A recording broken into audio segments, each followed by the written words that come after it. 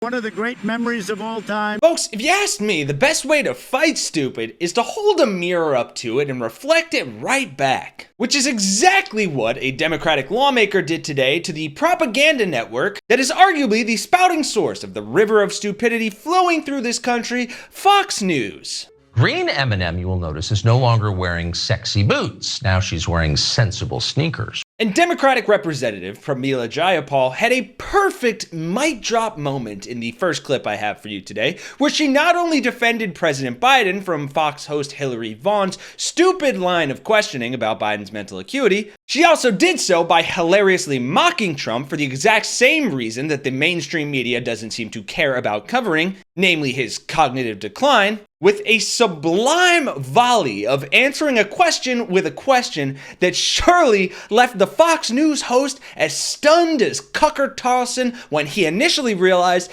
M&Ms were for eating and not having sex with. Because leading women do not wear sexy boots. Leading women wear frumpy shoes. The frumpier, the better. That's the rule. So let's take a look at this brilliant moment and then do the mainstream media's job for them by covering all the ways in which Trump's lack of a functioning brain are far worse than Joe Biden actually having one, albeit an old one. Do you think it's okay to have a president, though, where there's this open question about whether or not he's in cognitive decline? Do you think it was okay to have President Trump in cognitive decline for his entire 4 years? Hoo-wee, folks, I do apologize. I should have put a disclaimer before that clip because I think we just witnessed someone getting away with murder. The people, my people are so smart. And you know what else they say about my people? The polls. They say, I have the most loyal people. Did you ever see that? Where I could stand in the middle of Fifth Avenue and shoot somebody and I wouldn't lose any voters, okay? It's like incredible. I love the poorly educated.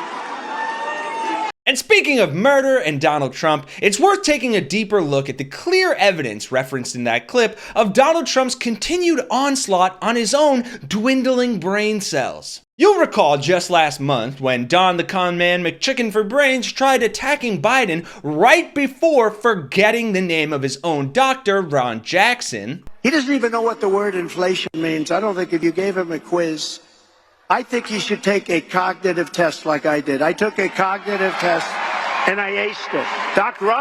Doc Ronnie Johnson. Does everyone know Ronnie Johnson, congressman from Texas? He was the White House doctor, and he said I was the healthiest president he feels in history, so I liked him very much immediately. In fact, he said if I didn't eat junk food, I would live to 200. That's what he said. But I said, Ronnie, should I take a test? Did something that he's never seen done. I aced it. I got every question right. I aced it.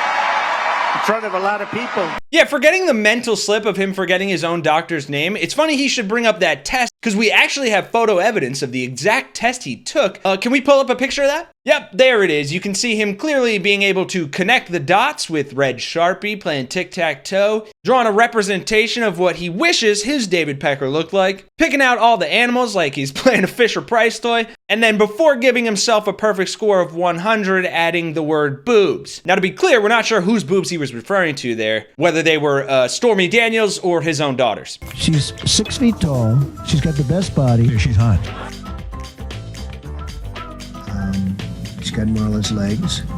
We don't know whether or not she's got this part yet, but time will tell. But on top of his clear stupidity and lack of any real intellect, you may also recall some of his memory issues, like just last month again when an author who interviewed Trump said that he exhibited severe memory issues. The other thing that I think is really interesting, because I really got to know Donald Trump post-presidency, and I got to see what he was like. And over the weekend, he was talking about how Joe Biden needs to take a cognitive test. Joe Biden, isn't all there. Donald Trump had severe memory issues. As the journalist who spent the most time with him, I have to say he couldn't remember things. He couldn't even remember me. We spent an hour together in 2021 in May, and then a few months later, I went back to the White House. I went back to Trump Tower to talk to him about his time in the White House, and he had this vacant look on his face, and I said, "Do you remember me?" And he said, "No." He had no recollection of our lengthy interview that we had, and he wasn't doing a lot of interviews at that time. So I think that the American public really needs to see this portrait of Donald Trump because this shows what he is like and who he is and who he has always been. And perhaps most troublingly for someone who's supposed to, be in charge of the economy, his meeting also just last month with top CEOs where he couldn't keep a thought straight and was all over the map. I will say I was surprised. I spoke to a number of CEOs who I would say walked into the meeting being Trump supporter-ish or thinking that they might be leaning that direction, who said that he was remarkably meandering, could not keep a straight thought, was all over the map, and that they, which maybe not surprising, but was interesting to me because these were people who I think might have been actually predisposed to him and actually walked out of the room less predisposed to him, actually predisposed to thinking this is not necessarily, as one person said, this may not be any different or better than a Biden thought if you're thinking that way. The only thing Yeah, so not that I would ever give much credence to Fox News, but it is jarring to see just how drastically different the media's coverage of Trump and Biden is compared to just last month before the debate to now. Joe, also, if you look at the Politico right now, the #1 headline, Democrats really have no way to spin this.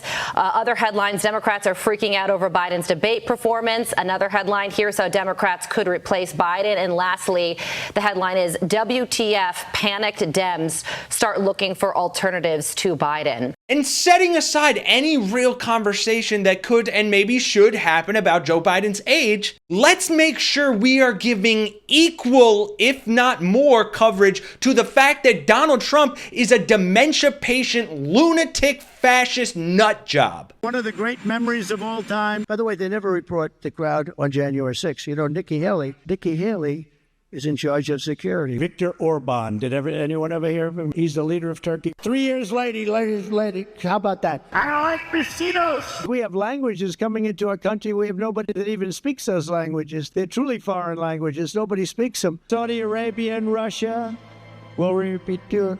Oh.